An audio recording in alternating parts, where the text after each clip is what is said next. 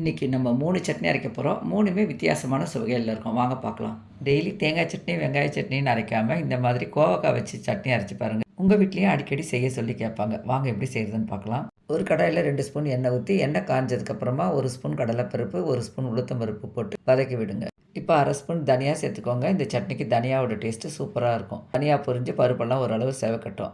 ஒரு 6 கோவக்காங்க கட் பண்ணி வச்சுருக்கேன். நல்லா பொடியாக கட் பண்ணிக்கலாம். அப்போ தான் சீக்கிரமாக வதங்கும். 10 சின்ன வெங்காயம், 4, 5 பல் பூண்டு சேர்த்து நல்லா வதக்கி விடணும். கோவக்காவில் இருக்க பச்சை வாசனை போய் அந்த கலர்லாம் நல்லா மாறணும். அதே மாதிரி வெங்காயம் தக்காளி நல்லா வதங்கணும். இப்போ ஒரு சின்ன சைஸ் தக்காளி சேர்த்துருக்கேன்.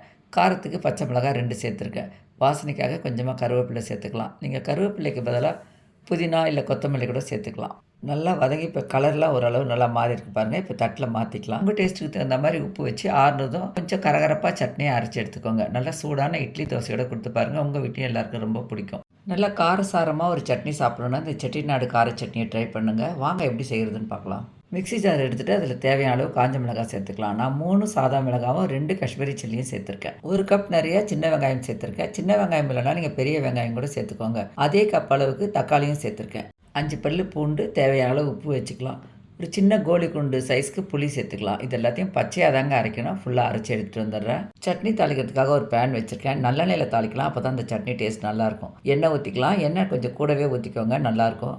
கடுகு, உளுத்தம்பருப்பு, கொஞ்சம் கருவேப்பிலை சேர்த்து நல்லா பொரிஞ்சதுக்கப்புறம் நம்ம அரைச்சி வச்சுருக்க சட்னியை சேர்த்துக்கலாம். மிக்ஸி ஜாரில் கொஞ்சமாக தண்ணி அலசி ஊற்றிக்கலாம். ஊற்றிட்டு நல்லா கலந்து விட்டுட்டு மூடி வச்சிடலாம்.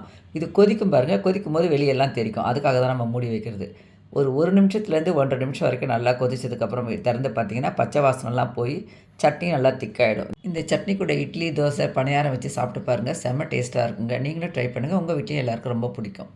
தேங்காய் சேர்க்காமல் மதுரை தண்ணி சட்னி நல்லா தண்ணியாக அரைச்சி இட்லி மேலே தழும்ப ஊற்றி சாப்பிடும்போது அதோட டேஸ்ட்டே தனிதாங்க. இந்த சட்னி செய்கிறீங்கன்னா கூட 2 தட்டு இட்லி ஊற்றிக்கோங்க. வழக்கத்தை விட 2 இட்லி கூடவே சாப்பிடுவாங்க. வாங்க அந்த சட்னி எப்படி செய்கிறதுன்னு பார்க்கலாமா.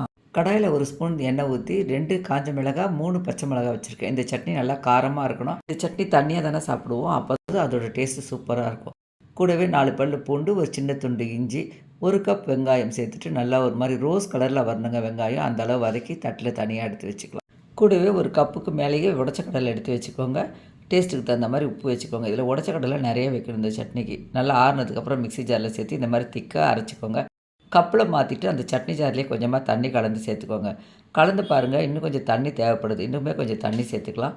நம்ம வழக்கமாக சட்னிக்கு தாளிக்கிற மாதிரி கடாயை வச்சு கொஞ்சமாக எண்ணெய் ஊற்றி கடுகு, உளுத்தம்பருப்பு, ஒரு மிளகாய் கட் பண்ணி சேர்த்துட்டு கொஞ்சம் கருவேப்பிலை சேர்த்து தாளித்து கட்டினோம்னா அருமையான டேஸ்ட்டில் மதுரை தண்ணி சட்னி ரெடி ஆகிடும். நீங்களும் ட்ரை பண்ணி பாருங்கள்.